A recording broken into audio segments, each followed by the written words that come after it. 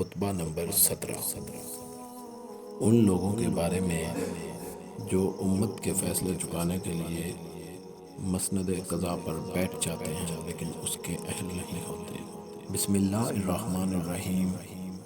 تمام لوگوں میں سے خدا کے سب سے نزدیک مبعوث دو اشخاص ہیں، ایک وہ جسے اس کے نفس کے حوالے کر دیا ہو، یعنی اپنی تمام توفیق اس سے سلب کر لی ہو اس کی بدعمالیوں کی وجہ سے، اور وہ سیدھی راہ سے ہٹا ہوا بدعت کی باتوں پر فریختہ اور گمراہی کی تبلیغ پر مٹا ہوا ہے۔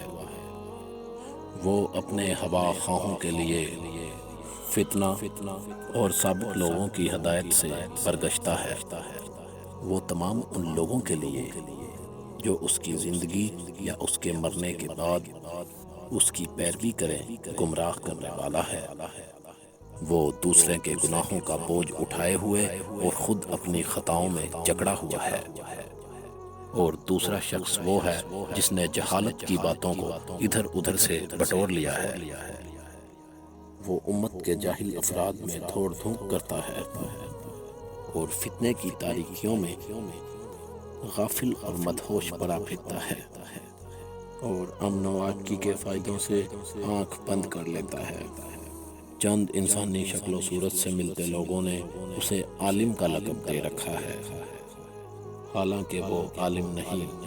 وہ ایسی بے سود باتوں کے سمیٹنے کے لیے منہ اندھیرے نکل پڑتا ہے جن کا نہ ہونا ہونے سے بہتر ہے، یہاں تک جب وہ اس گندے پانی سے سیراب ہو لیتا ہے اور ان لا یعنی باتوں کو جمع کر لیتا ہے اور لوگوں پر قاضی بن کر بیٹھ جاتا ہے اور دوسروں پر مشتبہ رہنے والے مسائل کا حل کرنے کا ذمہ لے لیتا ہے۔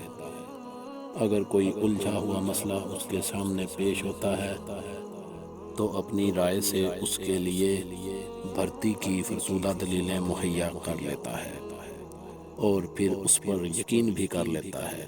اس طرح وہ شبہات کے الجھاؤ میں پھنسا ہوا ہے، جس طرح مکڑی اپنے جالے کے اندر خود ہی۔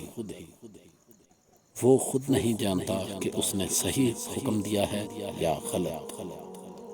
اگر اس نے صحیح بات بھی کہی ہو تو اسے یہی اندیشہ ہوتا ہے کہ کہیں غلط نہ ہو، اور اگر غلط جواب دیا ہو تو یہی توقع رکھتا ہے کہ شاید یہی صحیح ہو۔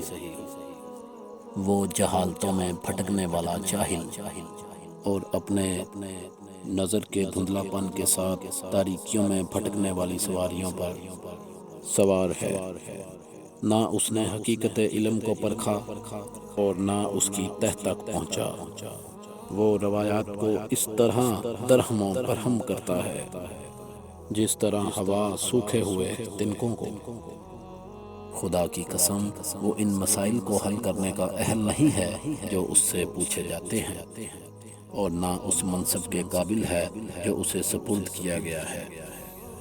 جس چیز کو وہ نہیں جانتا اس چیز کو کوئی قابل اعتنا علم ہی قرار نہیں دیتا، اور جہاں تک وہ پہنچ سکتا ہے اس کے آگے وہ سمجھتا ہی نہیں کہ کوئی دوسرا بھی پہنچ سکتا ہے، اور جو بات اس کی سمجھ میں نہیں آتی اسے پی جاتا ہے کیونکہ وہ اپنی جہالت کو خود جانتا ہے۔